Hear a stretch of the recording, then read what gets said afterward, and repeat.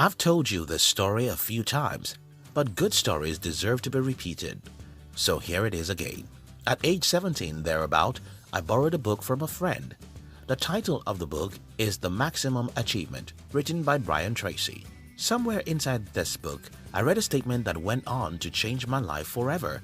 And that statement is, if you want to achieve what you've never achieved before, you have to become who you've never become before. This statement sounds so simple, yet for many years I always remembered it, and it changed the way I see life. You see, life is garbage in and garbage out. What you throw in determines what you get out. Though we all have fantasies and dreams about how we wish to get things without enormous sacrifices, it's what it is. Fantasy. Do you want a new result? You have to become a new person, and that usually means that you'll have to deny yourself certain things.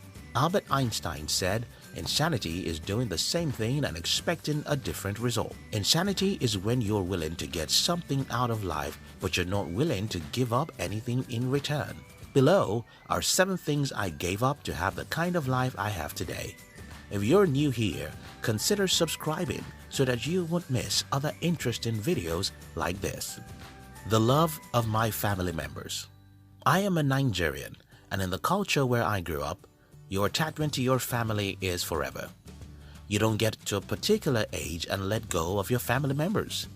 If you are as unfortunate as I was to be the youngest member of the family, then everyone else wants to tell you what to do with your life, even when you're 30 years old. My life's plan was not in my head, so when I announced that I had a different plan, it was a disaster for me.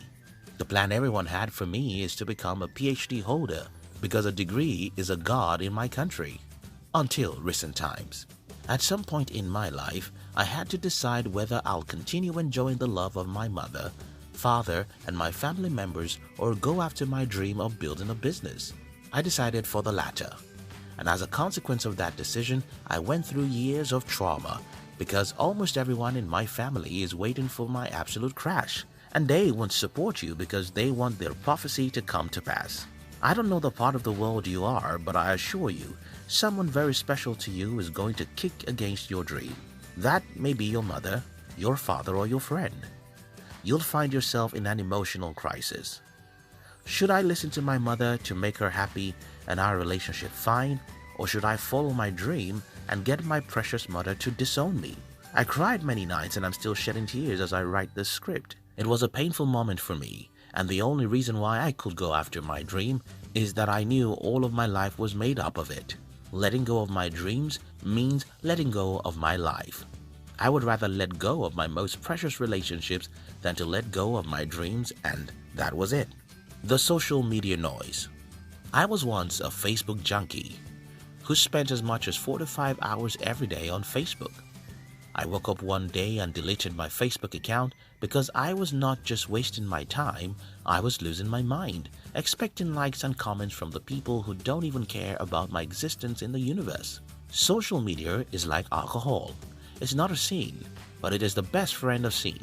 Social media can be the best thing that has ever happened to you, just as alcohol can be good for you if taken moderately. However, like alcohol, social media is greatly addictive, and before you know it, you spend hours and hours scrolling through other people's photoshopped lives. I don't mean that you should stop using social media. For instance, some people claim that YouTube is a social media. I don't see YouTube as a social media because I've built the entire company around YouTube. I sell my company's products via YouTube, and I have a media company that makes good money on YouTube. I also use WhatsApp to communicate with a few important people in my life. The only sacrifice I made is to cut off the noisy and wasteful part of the social media. Do you have a business? Promote it on social media, and spending several hours doing that will be an investment.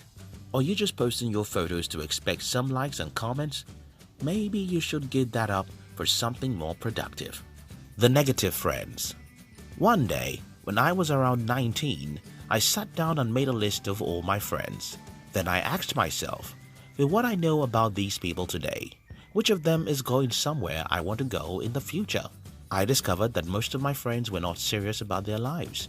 They believed that my country is doomed, and one of them even depended on the inheritance from his wealthy father. My father is poor, so there's no way I could be a friend with someone who's dependent on what to inherit from his father. I got rid of my negative friends and only kept about 3 friends who are crazy about life. Yes, if you want to get rid of the negative people in your life, you'll just have a few friends, but that's fine. Today, I have less than 5 friends I love to spend time with, and I think I'm fine, because hanging out with negative people will ruin your life. Think about the contagious disease. That's how human habits and mindsets are. You can't sit down with an Ebola patient and hope to escape having Ebola. You can't hang around negative people and somehow hope to remain positive. Sometimes, these negative people are your family members, and it could be painful to avoid them. But you have to do just that. For instance, I love everyone in my family, but I don't sit down with them to discuss anything worthwhile. I can never share my dreams or goals with them because I know what they will tell me.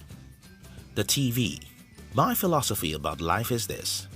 If something is very interesting, it has to give me money or help my dreams in some way. Because interesting things are very addictive, and getting addicted to something that's not helping my life's dream is the same as destroying my dreams. The problem I have with the TV is that it is very interesting.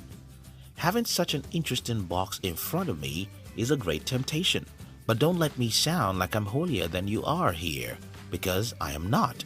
All of us now have a TV right in our hands, which is our phone, and every week, when I get the report of how many hours I spent on my phone the previous week, I ask myself, what did I spend those hours doing? If I can figure out that 50 to 60% of the hours I spend on the internet are productive, then I can forgive myself even though I watch Jimmy Kimmel, Rachel Maddow, and other news and entertainment videos. My message here is about balance. Don't allow anything to own you. Consume entertainment to get entertainment. Don't make entertainment your work. The love of shiny objects. Being rich in our world today means having several millions of dollars, Rolex watches, Ferraris, and the biggest mansions. While I don't think those things are sinful, I try to become truly wealthy by not living for the flashy objects. I've always used ridiculous phones. For example, the phone I'm using currently costs me about $150. No designer clothes and no fancy anything.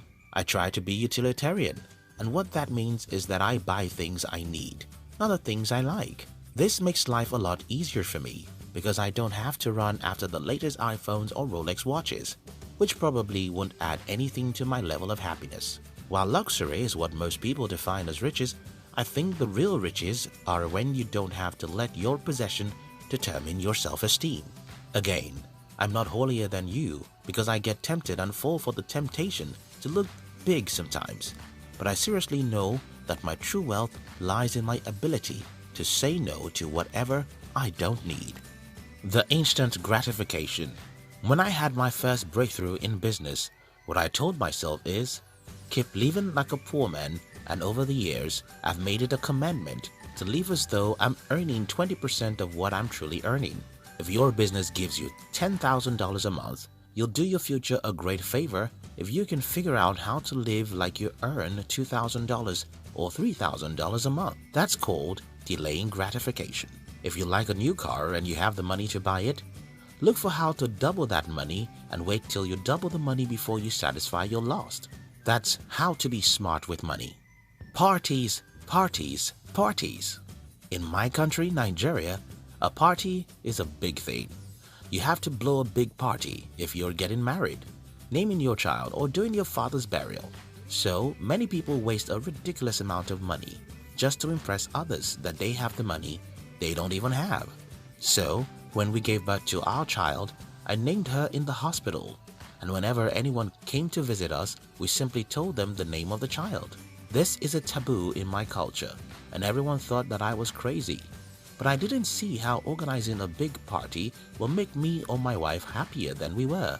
What I saw is the amount of money we'll waste, which I'd rather use to employ one more person for my company. Let me end this video the way I started it. If you want to achieve the result you've never achieved, you have to be willing to give up what you've never given up before. We love you.